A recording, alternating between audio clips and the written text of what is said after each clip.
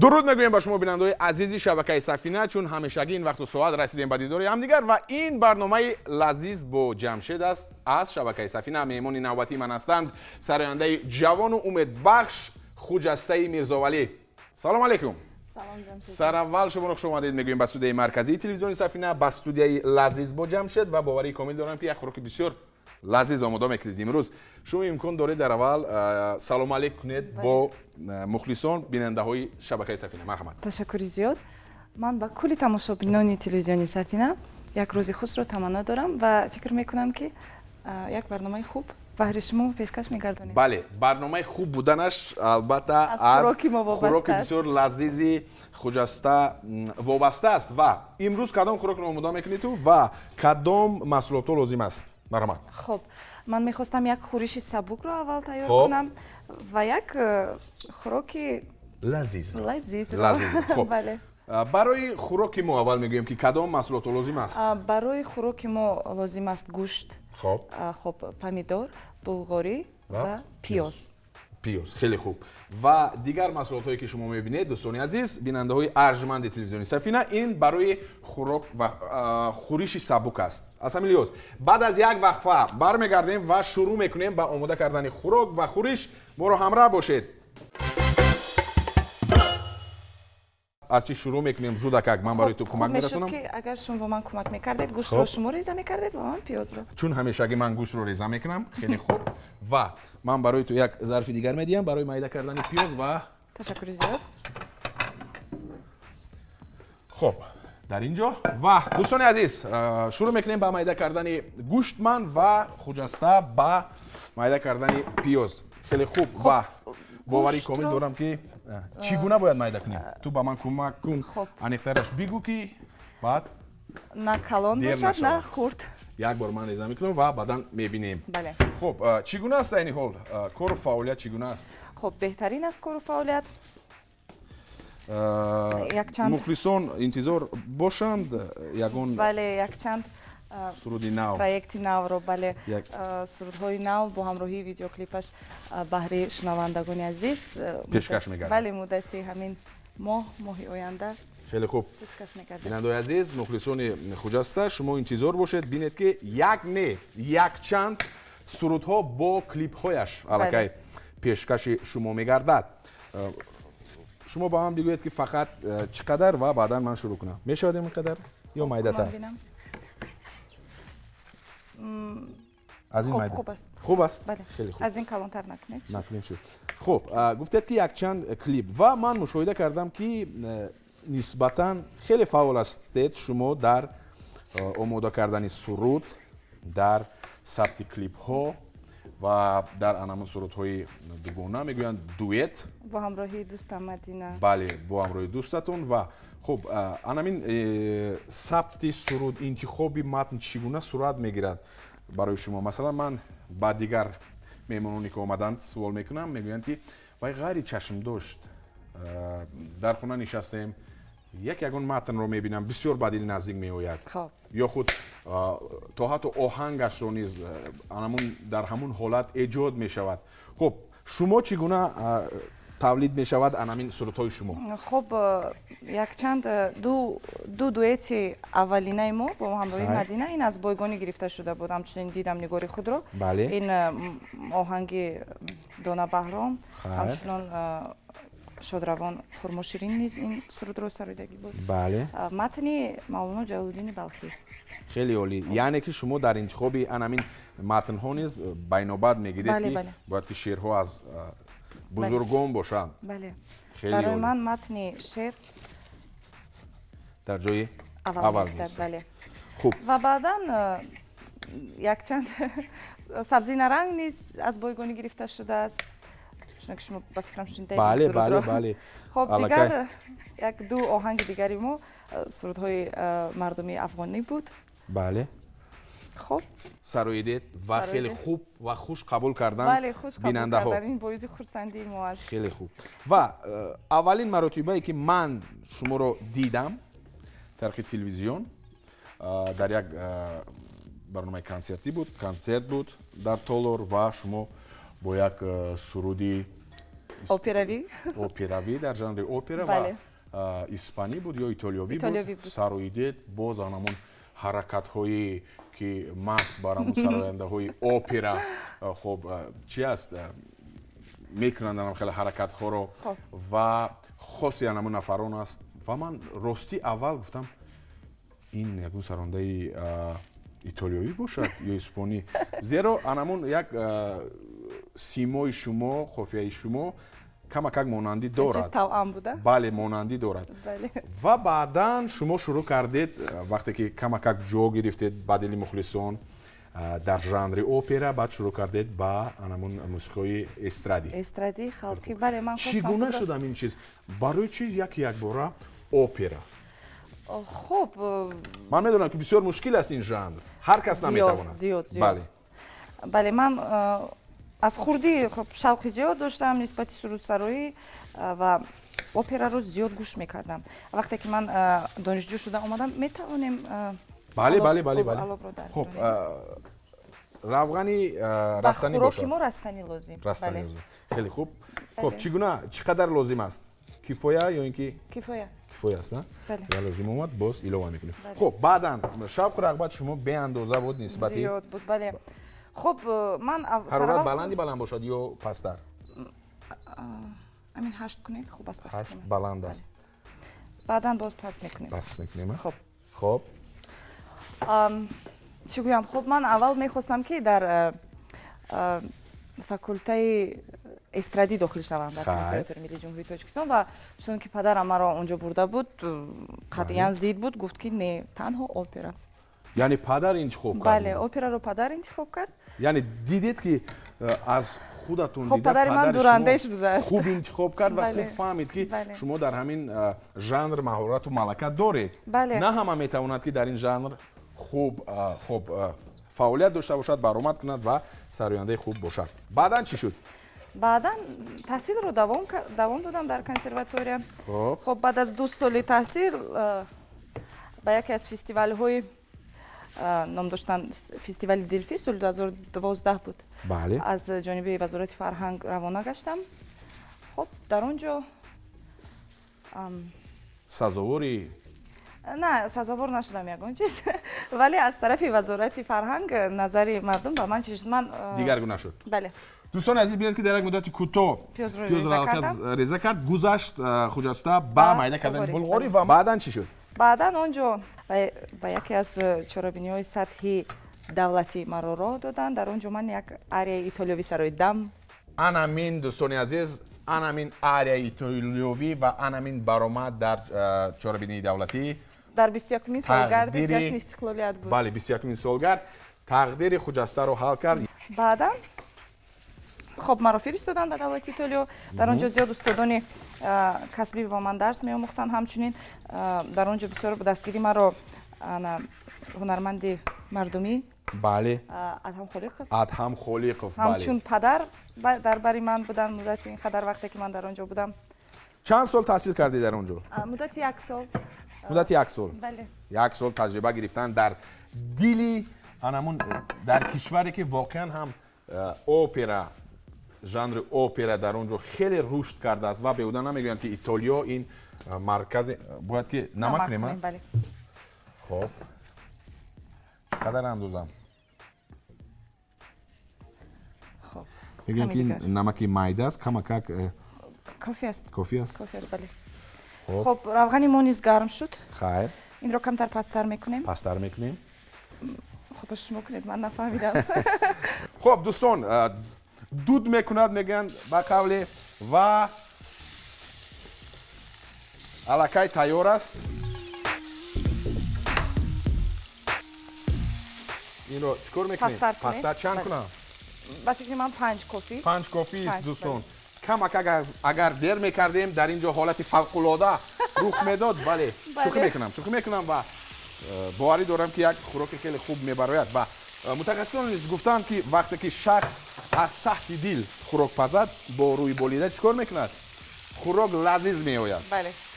хеле хуб. 1 сол дар Итолиё.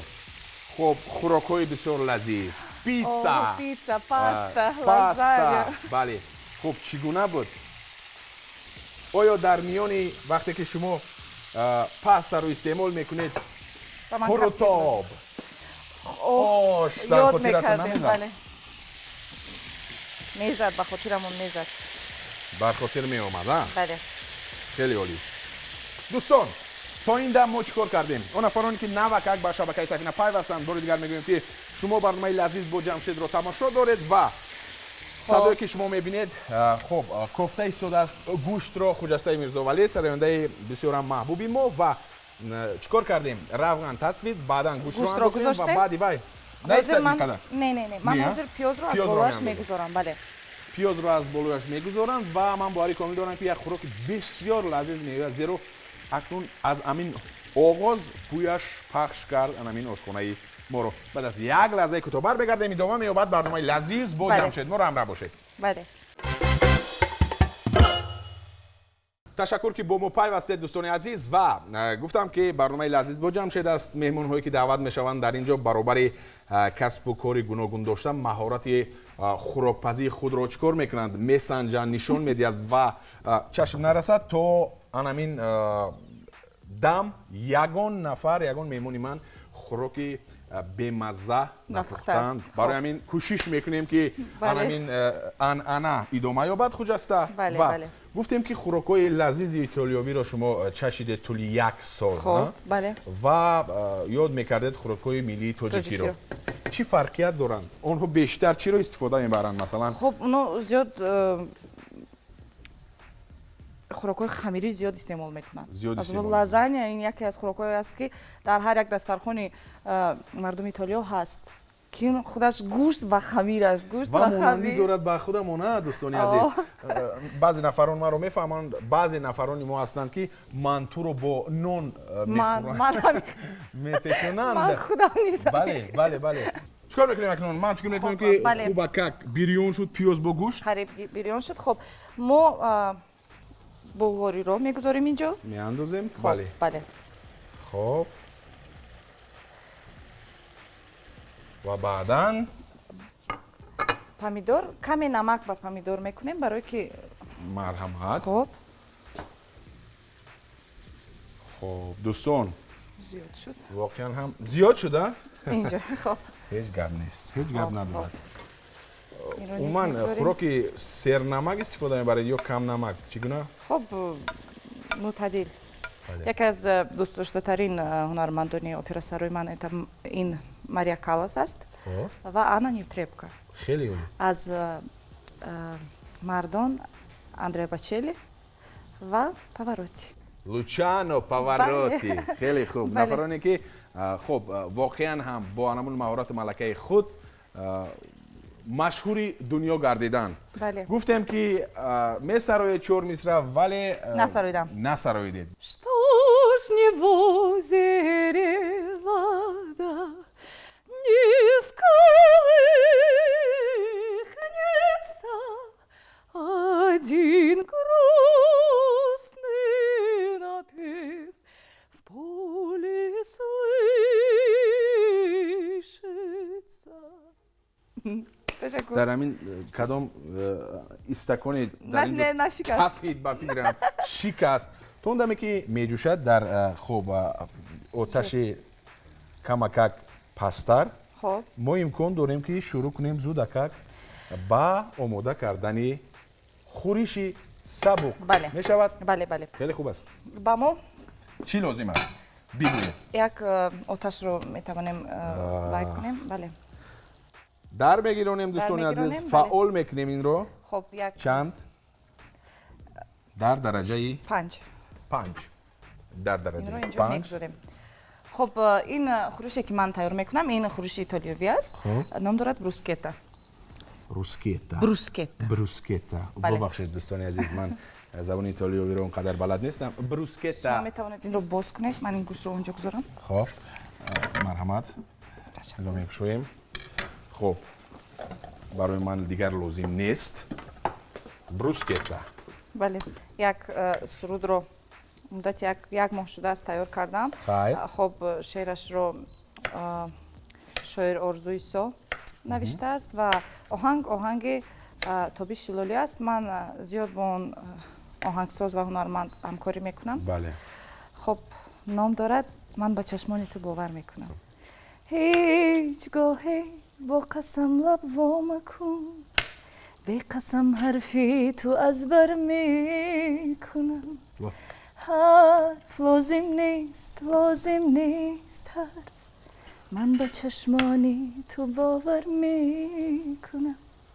تشکر. خیلی عالی دوستان، صدایتون خسته نگردد و ببینید که متن نیز چگونه بالا است و گفتنی هستم که نه آنقدر یکم درجه من آهنگ رو نبود متن رو انتخاب میکنم، نمیدونم چرا. واقعا هم وقتی که متن پرمضمون باشد، خوب باشد، سرور نیز خوب میبراید. دوستان عزیز، تا این دم چیکار کردیم؟ من رو واگذار کرده است، وظیفه دار کرده است خوجسته که همین نانها چی باید باشند؟ بسیار نسوزند و یک رنگ به خود خاص رو گیرند. الکی تیار است. 4 تا شد. 4 تا خب شد. 6 تا کنیم. خب 8 تا میکنیم. خب چی گفتی؟ 8 تا میکنیم. دوستان عزیز، تا این دم خوجسته چیکار کردم؟ بهترش خودش بگه. خب پمیدور رو ریزه کردم و در اونجا سیر پیاز رو ریزه کردم، اونجا آمیختم با پمیدور یک جا کردم. بله. اکنون چیکار میکنیم؟ خب ما نانها رو تیار کردیم و عین حال این گرم میشود و ما روغن زیتون، کمی روغن زیتون. خودتون میاندازین یا که من؟ چی فکر دارید؟ خب بیاید شما. مرحبا. خب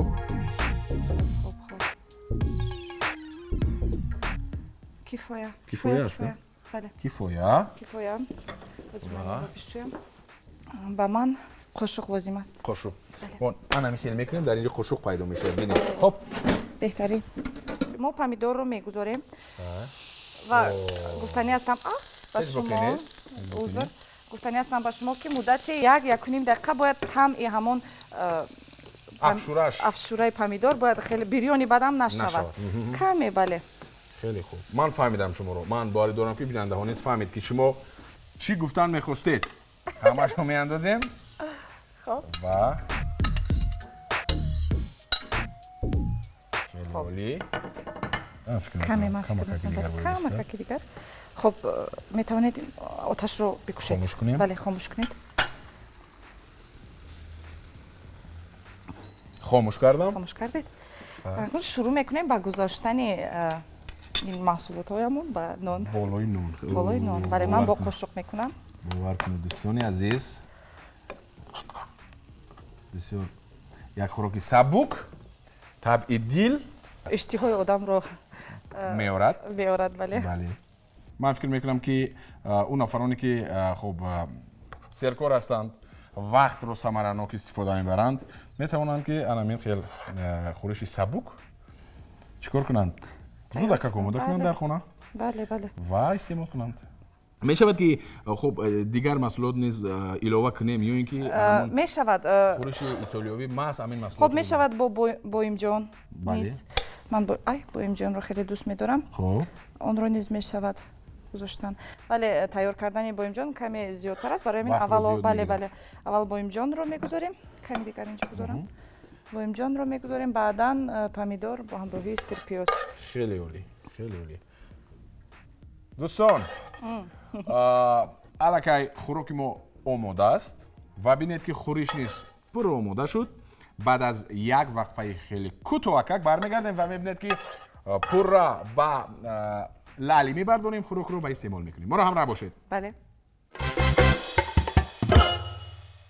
وقتی اون رسیده است که خوراک اساسی همون رو چکار میکنیم؟ با لالی میبرداریم. بله. مرحمت.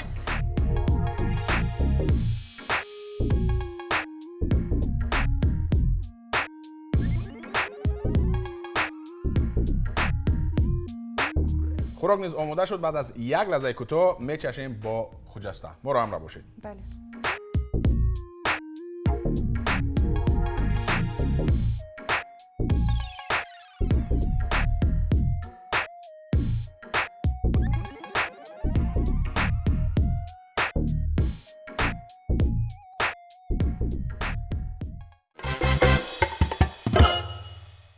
لحظه اساسی برنامه ما است و چیکار میکنیم وقتی اون رسیده است که محصولی دستی همین سراینده بسیار هم جوان، امید بخش و در برابر این پزنده بسیار خوب رو میچشیم.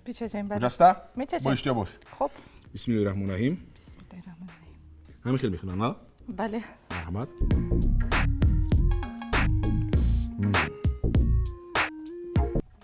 با اجازه شما. همون طعم پامیدور. خب زیاد پخته نشده است. بله. معلوم است که نیم خام است و نیم چیز.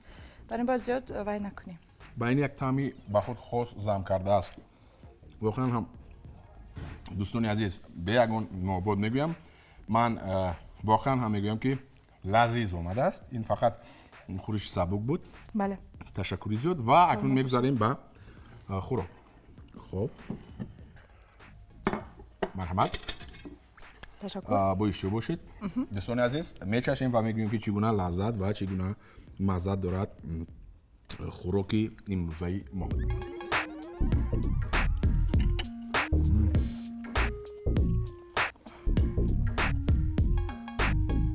ببینید که وقتی که آنمون حرارت رو پستر کردیم با یک دیگر آنمون سبزوات و گوشت مخته شده یک مزه به خود خاص رو داده است. واقعا هم بسیار لذیذ. خب تشکر که دعوت ما رو پذیرفتی. سلامت باشید. تشکر که یک خوراک بسیار لذیذ آماده کردی و من باوری کامل دارم که با بیننده ها نیز پسند آمد. در آخر چی گفتنی هستی با بیننده های شبکه سفینه، با مخلصان برنامه لذیذ با جمشید و بالاخره با مخلصان خودت؟ خب من با کلی مردم سربلند تاجیک تمام خوشی زندگی رو تمنا دارم. بگذار خنده از لبان آنها دور نباشد و همه وقت دسترخوان آنها پر از ناز و نعمت باشد و تمام نزدیکان و پیوندانشان همه وقت صحت و سلامت باشند. با تلویزیون سفینه بمانید با برنامه لذیذ با جمشید.